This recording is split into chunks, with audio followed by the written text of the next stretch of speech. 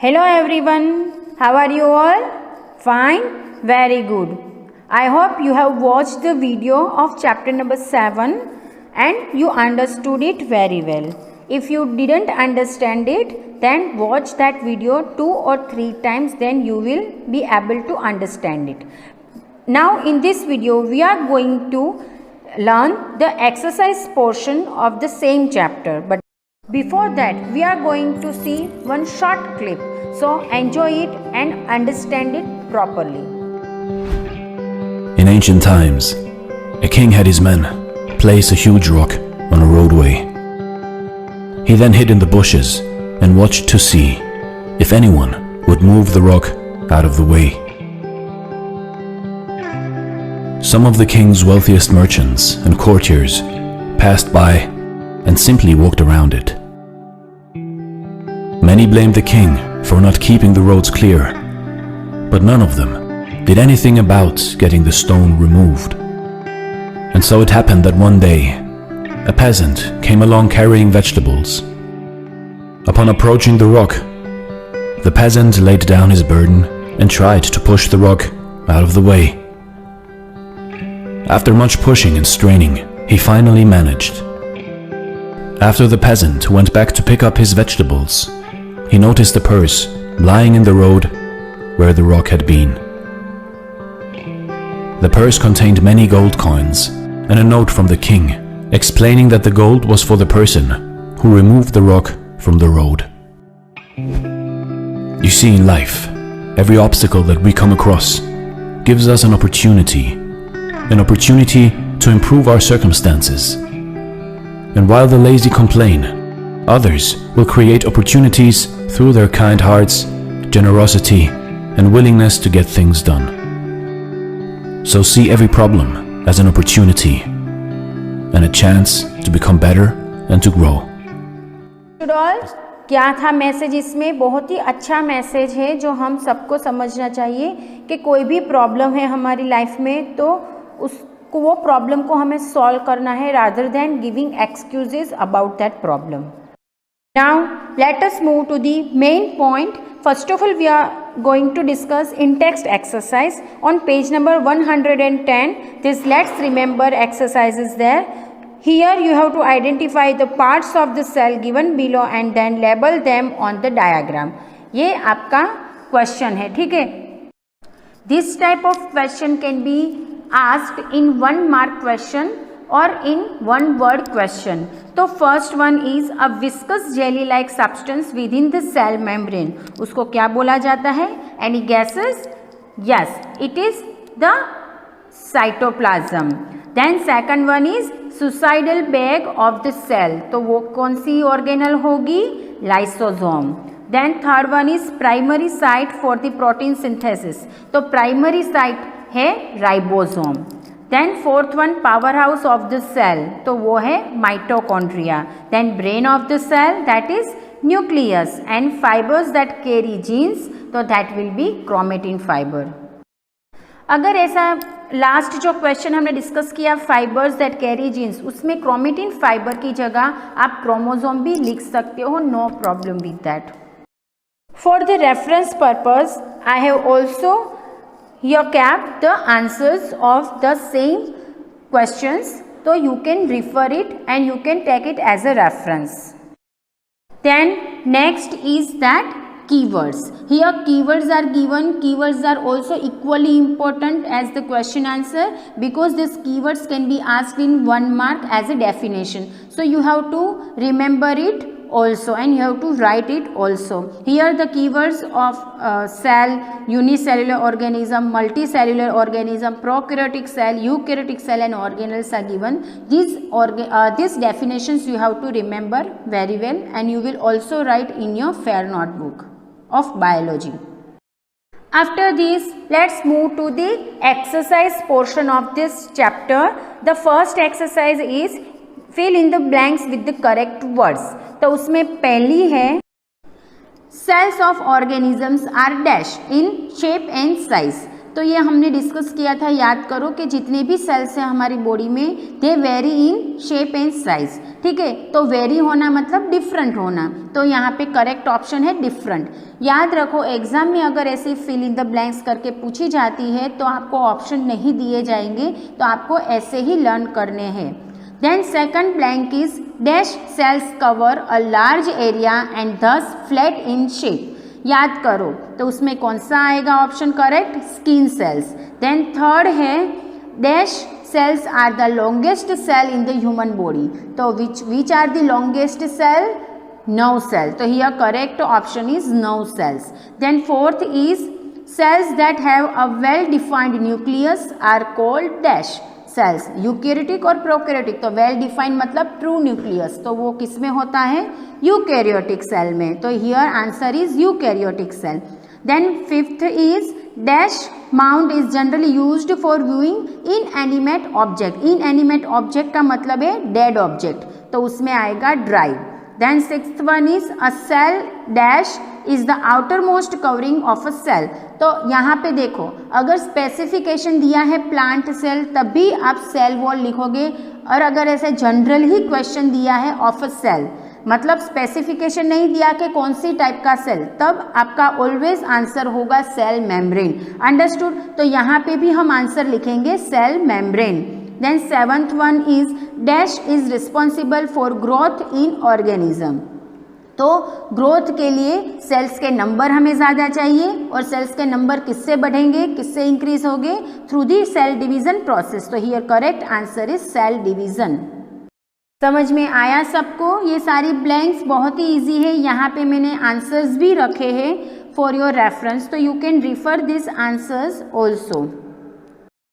Then next is second exercise, write T for the true and F for the false statement and you have to correct the false statement. यहाँ पे first statement है all cells of living being are the same in shape and size। तो सब same होते हैं? नहीं, ये पहली ही ब्लैंक में हमने डिस्कस किया था कि दे वेरी, तो यहाँ पे ये स्टेटमेंट फॉल्स है और उसका करेक्शन आपको लिखना है all cells of living being are different in shape and size। Then second statement is nerve cells help in the movement through contraction and expansion। तो क्या nerve cell हमें चलने में हेल्प करते हैं? नहीं। कौन से सेल्स हेल्प करते हैं? Muscle cells. तो this is also false statement, so write F and then correction क्या होगा, तो nerve सेल की जगह पे आपको लिखना है मसल सेल्स। तो muscle cells help in movement through contraction and expansion. Then third is all organisms are eukaryotic in nature. ऐसा हो सकता है क्या सारे के सारे ऑर्गेनिज्म यूकैरियोटिक है? हमने तो डिस्कस किया था कि प्रोकैरियोटिक ऑर्गेनिज्म भी होते हैं, तो ये कैसा स्टेटमेंट हुआ? फॉल्स स्टेटमेंट है, तो राइट एफ ओवर हियर। इसका करेक्शन बहुत ही इजीली भी आप लिख सकते हो, that all organism are not eukaryotic in nature, और आप ऐसे भी लिख सकते हो कि all organisms are either eukaryotic और प्रोकैरियोटिक इन नेचर। तो जैसे आपको इजी लगे वैसे आप लिख सकते हो। Then fourth one is we can not prepare a mount of a specimen by using water. क्या ऐसा है हम नहीं बना सकते वाटर से कोई भी स्पेसिमेन? माउंटिंग नहीं कर सकते? हमने दो टाइप की माउंटिंग सीखी है, ड्राई एंड वेट माउंट। तो वेट माउंट में तो हम वाटर का यूज़ करते ही है, तो ये भी स्टेटमेंट कैसा है? फॉल्स है। तो इसका करेक्शन कैसे लिखना है? आपको कैन नॉट की जगह सिर्फ कैन लिखना है, तो we can prepare a mount of a specimen by using water.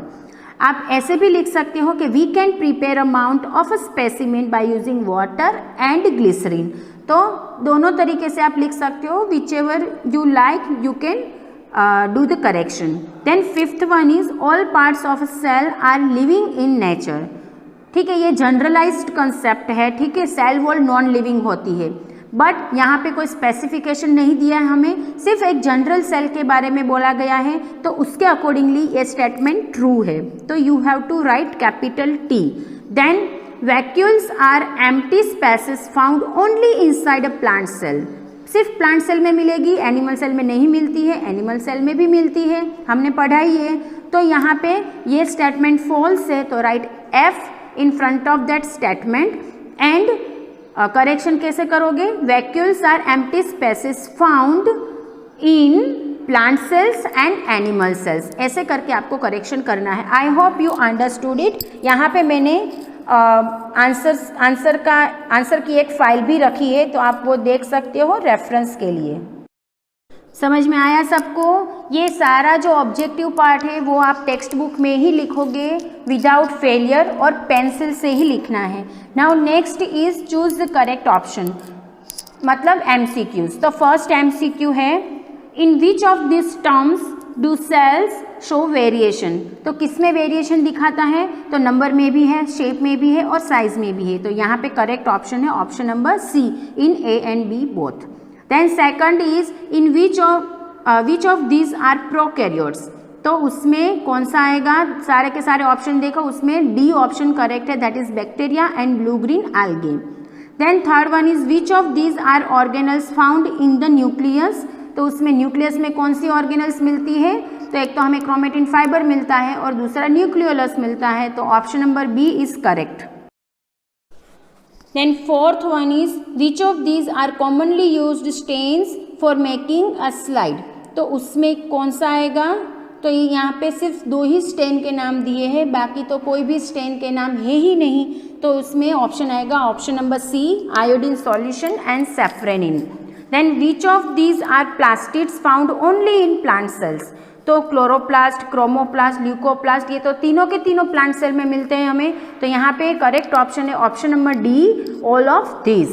Then sixth one is which of these are the longest cell in the human body. तो उसमें कौन सा आएगा करेक्ट? नर्व सेल, जो हमने आगे भी डिस्कस किया ब्लैंक में। तो option number B is correct one, nerve cell. Then seventh is which of these are neither eukaryotes nor prokaryotes. तो उसमें कौन सा है? मैंने वीडियो में बोला था, अगर आपने देखा होगा तो अच्छे से, कि वायरसेस है वो प्रोकैरियोट भी नहीं है, यूकैरियोटिक भी नहीं है। तो उसमें करेक्ट ऑप्शन आएगा option number B, virus. Then eighth one is which of this is true about living cells. तो आप देखो तीनों के तीनों स्टेटमेंट रीड करो, ABC, सारे के सारे सही है। तो यहाँ पे करेक्ट ऑप्शन है option number D, all of this. Ninth one is which of these cell organelles contain enzyme that digest cells and cellular material। तो कौन सी ऑर्गेनल के अंदर डाइजेस्टिव एंजाइम्स होते हैं? लाइसोसोम। तो यहाँ पे करेक्ट है B option number, that is lysosomes. Then 10th is which of this initiate and regulate cell division in animal cells. याद करो वीडियो में हमने 2 बार इसका डिस्कशन किया है। कौन सी ऑर्गेनल? सेंट्रोसोम्स, जो कि सिर्फ एनिमल सेल्स में मिलती है और वो स्टार्ट करेगी सेल डिवीजन प्रोसेस को। Understood all? यहाँ पे पीछे मैंने आपको आंसर्स भी दिए हैं, तो आप वो भी रिफर कर सकते हो। थोड़ी देर वीडियो पॉज करना और आंसर्स आप नोट कर सकते हो accordingly. Then next is second exercise, that is of very short answer type questions. उसमें पहला है give one word for the following. In that first one is the smallest structural and functional unit of an organism. उसमें क्या आएगा? किसकी definition आएगी? Keywords वगैरह अच्छे से देखो तो आपको समझ में आ जाएगा। The answer is cell. Then organism whose body consist of many cells. तो वैसे ऑर्गेनिज्म को क्या बोला जाता है? Multicellular. तो यहाँ पे आप आंसर लिखोगे मल्टी सेल्यूलर। यहाँ पे एक और ट्विस्ट भी है, अगर आपने यूकैरियोटिक भी लिखा तो भी गलत नहीं होगा, क्योंकि सारे के सारे यूकैरियोटिक ऑर्गेनिज्म मल्टी सेल्यूलर ही होते हैं। इसी वजह से अगर आपने यूकैरियोटिक आंसर लिखा then it is also considered as right. Then third one is cells that lack a well defined nucleus. तो उसमें क्या आएगा answer? Prokaryotes. Then fourth one is a living membrane bound body that have a definite shape and function। तो उसमें क्या आएगा? Cell organelle की define याद करो जो हमने वीडियो में पढ़ी थी। तो क्या आएगा उसमें answer? Cell organelle. Then fifth one is the process of preparing the specimen on a slide, that is known as mounting। Yes। Sixth one is non-green pigments in plants that give color to flowers and fruits। तो ये कौन सा plastid देगा? Chromoplast. Yes. Then seventh is they initiate cell division in animals. तो ये तो हमने अभी ही डिस्कस किया 10th MCQ में। तो उसमें कौन सी ऑर्गेनल आएगी? सेंट्रोसोम। तो आई होप यू अंडरस्टूड इट, और इसको अच्छे से नीट एंड क्लीन राइटिंग में अपनी टेक्स्ट बुक में लिखना पेंसिल से। Then next exercise is of short answer type questions. तो उसमें पहला क्वेश्चन है, देखो अभी ये सॉल्व करने के टाइम पे आप अपनी टेक्स्ट बुक अपने साथ ही रखोगे, ठीक है, क्योंकि क्वेश्चन मैं बार बार रिपीट नहीं करूँगी, सिर्फ आंसर ही दिखाई देगा आपको स्क्रीन पे। तो फर्स्ट क्वेश्चन है what is cell, how do cells differ from each other. तो यहाँ पे आपको सेल की डेफिनेशन लिखनी है और डिफरेंस कैसे मिलता है सेल में आपको, तो नंबर में, साइज में, शेप में, तो वो आपको आंसर लिखना है। Then second one is what is a prokaryotic cell, give 2 example. तो यहाँ पे प्रोकैरियोटिक सेल की डेफिनेशन लिखनी है कि a cell which contain primitive type of nucleus which doesn't possess nuclear membrane are known as prokaryotic cell, और उसके 2 example bacteria and blue green algae। Then what is a eukaryotic cell. तो eukaryotic cell की again definition लिखनी है जो कि आपको कीट वर्ड्स में भी मिल जाएगी कि a cell that contains true nucleus और advanced nucleus is known as eukaryotic cell. Then what is mounting? Name 2 kinds of mounts that are generally prepared in the laboratory। तो यहाँ पे माउंटिंग की डेफिनेशन लिखो एंड उसके 2 types कौन से हैं, dry mount and wait mount. तो यही है, तो बहुत ही सिंपल है और बहुत ही छोटे छोटे आंसर्स है इसके। Then fifth one is name the 3 main parts of cell. तो कौन से 3 मेन पार्ट्स है, cell membrane, cytoplasm and nucleus. Then what is an organelle, name any 2 organelles found inside the nucleus. तो ऑर्गेनल की definition लिखनी है और कौन सी 2 ऑर्गेनल न्यूक्लियस में मिलेगी। हमने यहाँ पे आगे ऑब्जेक्टिव्स में भी तो ये क्वेश्चन आया था, तभी भी हमने डिस्कस किया है that is chromatin fibres and nucleolus. Then what does ER, RER and SER stand for. तो यहाँ पे आपको फुल फॉर्म लिखना है कि ER मतलब एंडोप्लाज्मिक रेटिकुलम, RER मतलब rough endoplasmic reticulum and SER मतलब smooth endoplasmic reticulum. Then 8th one is what are plastid, name 3 kinds of plastid। तो यहाँ पे प्लास्टिड की डेफिनेशन लिख के 3 प्लास्टिड्स के नाम ही सिर्फ लिखने हैं, that is chromoplast, chloroplast and leucoplast. Then what is a nucleolus. Nucleolus क्या है, तो ये आपको लिखना है व्हाट इज न्यूक्लियोलस। तो it is a dark structure found inside the nucleus and that is responsible for the production of ribosomes. Yes, and that is why it is acting as a site for the protein production। Understood? तो ऐसे आपको ये nucleolus के बारे में लिखना है। Then 10th one is what is cell division, why do cells need to divide। तो यहाँ पे आपको पहले तो सेल डिवीजन की डेफिनेशन लिखनी है कि from 1 cell 2 cells will be formed, that process is known as cell division। और सेल डिवीजन क्यों जरूरी है, तो for the process of growth the cell division is needed. Other than growth, this cell division process also requires for the healing purpose, healing of wound, that is what, to repair the dead or injured tissues। तो उसके लिए भी cell division हमें चाहिए। So understand each and every answer by watching this video कि if this type of question is asked, then what type of content or how much content you are supposed to write, that you will understand through video only। Otherwise PDF anyhow we are going to send and you can write down answers from that, ठीक है, but for the understanding purpose you have to watch the video। Now we are going to discuss about the long answer type questions। So here questions are there। फिर से मैं बोल रही हूँ कि जब भी आप ये वीडियो देखो अपनी टेक्स्ट बुक अपने सामने रखना और उसमें से क्वेश्चन अच्छे से देखना, बिकॉज वीडियो में ये पॉसिबल नहीं है कि बार बार मैं आपको क्वेश्चन दिखाऊँ। मैं बोलूँगी मगर to see that question is not possible. तो first question is explain how cells differ from each other in shape, size and number. तो ये सेम क्वेश्चन फर्स्ट वाला शॉर्ट आंसर क्वेश्चन भी है, ठीक है, तो उसमें हमने शॉर्ट में लिखा था। इधर आपको शेप में, साइज में और नंबर में वेरी कैसे करता है और उसके एग्जाम्पल के साथ आपको डिस्कस करना है। Then second question is how would you prepare a slide of human cheek for viewing. तो यहाँ पे पहले तो आपको माउंटिंग की डेफिनेशन लिखनी है और उसके बाद जो हमने एक्टिविटी डिस्कस की थी ह्यूमन चिक सेल्स को देखने की, वो पूरी एक्टिविटी आपको लिखनी है, ठीक है। It is there on page number 112, तो आप वहाँ से भी लिख सकते हो। Then third question is, with the help of a labeled diagram, explain the role of any 5 organelles present in the cytoplasm of a generalized cell. Generalised cell मतलब कि आप एक जनरल सेल ड्रॉ करोगे, ठीक है, प्लांट सेल का या animal cell का नहीं, एक जनरल सेल जिसमें आप क्लोरोप्लास्ट भी ड्रॉ कर सकते हो, ठीक है। तो वो जनरलाइज सेल का एक डायग्राम ड्रॉ करो और उसके अंदर आपको ऑर्गेनल वगैरह, न्यूक्लियस, सब कुछ अच्छे से ड्रॉ करना है, जो कि मैंने वीडियो में आपको दिखाया था। फिर आपने जो भी सेल ऑर्गेनल्स लेबल की है, उस सारी सेल ऑर्गेनल्स में से कोई भी 5 ऑर्गेनल के बारे में आपको लिखना है कि उसका फंक्शन क्या है, और बहुत ही शॉर्ट में लिखोगे तो भी चलेगा, ठीक है। अंडरस्टूड? अगर फिर भी नहीं समझ में आता है तो सेल कैसे ड्रॉ करना है वो आप वीडियो में देख सकते हो। Then fourth question is, with the help of a labelled diagram explain the structure of a nucleus. तो हमने न्यूक्लियस का स्ट्रक्चर हमने देखा था, ठीक है, जिसमें न्यूक्लियर मेम्ब्रेन होता है, इन बिटवीन आपको न्यूक्लियर पोर्स दिखाने होंगे, फिर उसके अंदर न्यूक्लियोप्लाज्म के अंदर होता है chromatin fibres, and in the centre nucleolus is also there. तो ये सारा आपको पूरा स्ट्रक्चर ड्रॉ करना है और फिर इन सब के बारे में आपको एक्सप्लेन भी करना है।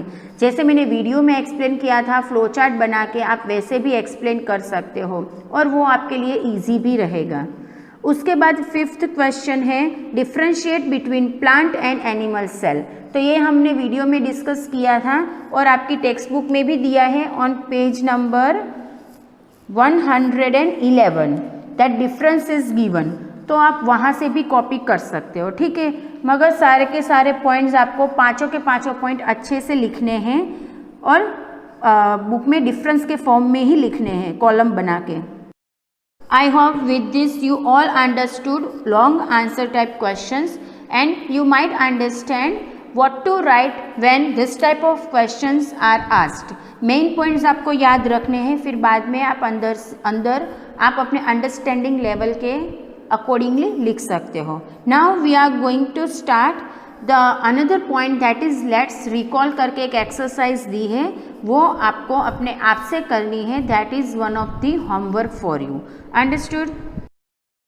Now next exercise is from let's observe. उसमें ए करके दिया है, that observe the picture and answer the question. तो उसमें फर्स्ट क्वेश्चन है, label A specimen, B slide and C stain. तो यहाँ पे आपको जो पिक्चर दिया है ना, उसी में आपको लेबलिंग करना है, जैसे कि मैंने किया है, ठीक है, कि फोरसेप में जो पकड़ा हुआ है वो है स्पेसिमेन, दैट इज ए, फिर slide B and iodine, that is stain C. Second one है, the girl is trying to view her cheek cells, what is the process of making the slide called. तो slide preparation की method का नाम क्या है? Mounting. तो उसमें आप लिखोगे mounting. Then third is she making a dry और वेट माउंट। तो वो क्या बना रही है, ड्राई बना रही है या वेट माउंट बना रही है?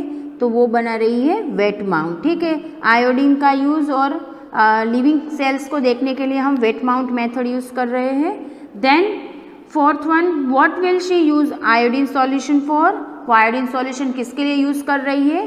तो definitely iodine solution is used as a stain. तो यहाँ पे आपको आंसर लिखना है, to stain the cell she is using iodine solution. Understood? Now the next is B exercise, label the diagram given below. यहाँ पे 2 डायग्राम आपको दी है 1 and 2 करके। एक पहली वाली आपको देखने से पता चल ही जाएगा कि पहली वाली है plant cell and second one is of animal cell. तो यहाँ पे क्वेश्चन पूछा है, which of this represents a plant cell. तो कौन सी डायग्राम प्लांट सेल रिप्रेजेंट कर रही है?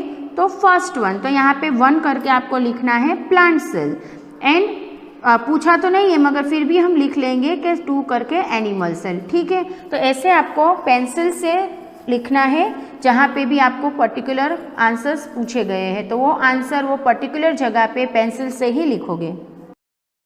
Now turn the page, on page number 116 let's apply exercises there. उसमें भी क्वेश्चन पूछा है। The first one is, Mohan was making a slide of an onion peel. He is unable to view the details of the cell clearly under a microscope. Which of the solution shown here should he use? What is the process of adding is called? ठीक है, समझ में आया question? पहले तो question समझना पड़ेगा कि मोहन ऑनियन पिल देख रहा है माइक्रोस्कोप में, मगर उसको अच्छे से क्लियरली दिख नहीं रहा है। तो उसको मतलब यहाँ पे 3 चीज़ें दी है, वाटर, आयोडीन एंड ग्लिसरीन। तो उसको कौन सा सॉल्यूशन यूज़ करना है, कौन सा ऑप्शन यूज़ करना है? तभी देखो, वाटर और ग्लिसरीन ये कलर नहीं देते, because except they are transparent, तो वो कलर तो दे नहीं सकते हैं। इसलिए बचा क्या? आयोडीन। तो उसको स्टेन करना है, ठीक है। उसको कौन सा मतलब उसको क्या करना है? तो he has to use iodine stain. और आयोडीन क्या करेगा? It will impart colour to the cell membrane. तो उसको कलर इम्पार्ट करेगा, जिसकी वजह से वो अच्छे से दिखने लगेंगे। और वो प्रोसेस को क्या बोला जाता है? स्टेनिंग, ठीक है। तो यहाँ पे आंसर में पहले लिखना कि पहले क्वेश्चन का आंसर है आयोडीन और दूसरे क्वेश्चन का आंसर है स्टेनिंग। तो आपको ऐसे लिखना है, पहले आयोडीन लिखोगे, बाद में कोमा करके स्टेनिंग लिखोगे। Then second one is why are nerve cells longer than skin cells? क्यों ऐसा है भाई? ऐसी पार्शियलिटी क्यों कि नर्व सेल को लॉन्गर बनाया है और स्किन सेल्स को फ्लैट बनाया है?